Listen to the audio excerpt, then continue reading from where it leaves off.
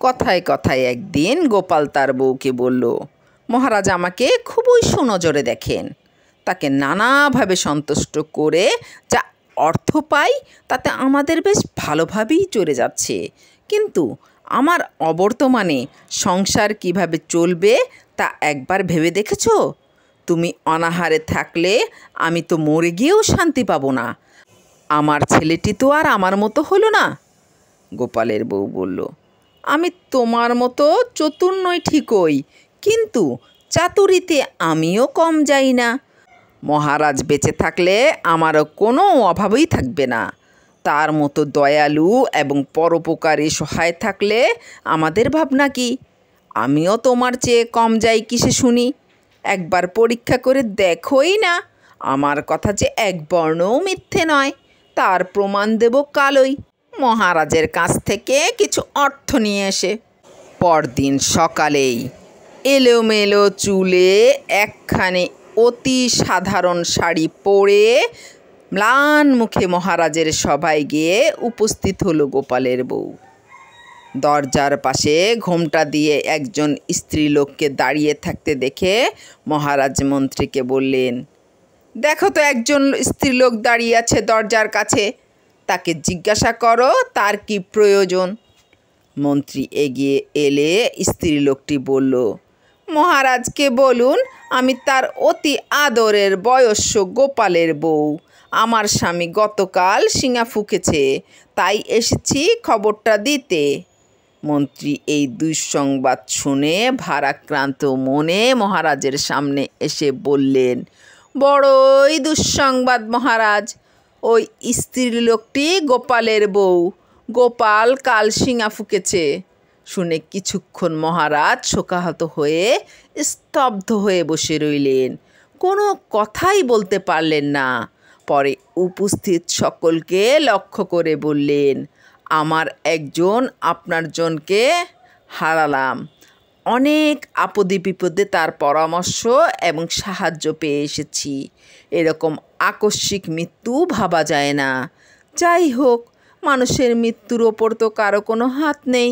এখন আমাকে দেখতে হবে তার পারলৌকিক ক্রিয়া যাতে ভালোভাবে সম্পন্ন হয়। সব ব্যবস্থা আমাকেই করতে হবে। মন্ত্রী বললেন, মহারাজ আপনি ঠিক কথাই বলেছেন। গোপালের কাছে শুধু আপনি নন, আমরা সকলেই কৃতজ্ঞ। তার উপকারের কথা বলা যায় না। তার বউকে সাহায্য করতে আপনাকেই এগিয়ে আসতে হবে। মহারাজ সঙ্গে সঙ্গে কোষাধ্যক্ষকে আদেশ দিয়ে বললেন, এখনই গোপালের বউকে 1000 টাকা দিয়ে দাও, আর বলে দাও অনুষ্ঠানের যেন কোনো ত্রুটি না হয়। যত টাকা লাগবে আমি দেব। গোপালের স্ত্রী টাকা নিয়ে হাসতে হাসতে বাড়ি ফিরে গেল। চতুরা স্ত্রীর চাতুরির সব ঘটনা শুনে বউয়ের বুদ্ধির খুব প্রশংসা করলো গোপাল। এবার গোপাল ভাবতে বসলো, কী উপায়ে মহারাজকে সামলানো যায়। এই চাতুরির কথা জানতে পারলেই মহারাজ একটা যাচ্ছে তাই কাণ্ড করে বসবেন, আর তিনি তা জানতে পারবেনই।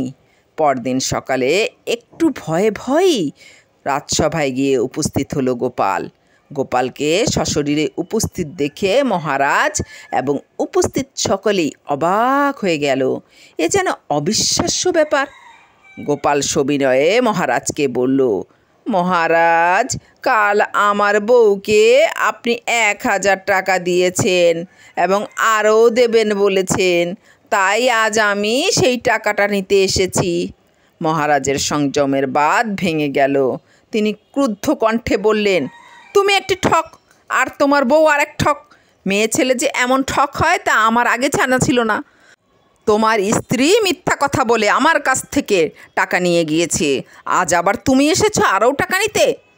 গোপাল ক্ষুণ্ণ মনে বলল, আমার বউকে মিথ্যাবাদিনী বলা আপনার বোধহয় উচিত হবে না।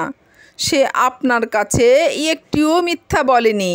সমস্ত ঘটনাটা শুনলেই বুঝবেন আমি ঠিক কথাই বলছি। আমার বউ আপনাকে বলেছে গোপাল শিঙা ফুঁকেছে, কথাটা তো মিথ্যা নয়। এই বলে গোপাল কাপড়ের ভেতর থেকে একটি শিঙা বের করে তাতে ফু দিতে দিতে বলল, এই শিঙাই আমি কাল ফুঁকেছিলাম। এর মধ্যে আমার বউয়ের মিথ্যাচার কোথায় দেখলেন মহারাজ? মহারাজ এবং সভায় উপস্থিত সকলে বুঝলেন চাতুরিতে গোপালের বউও কম যায় না।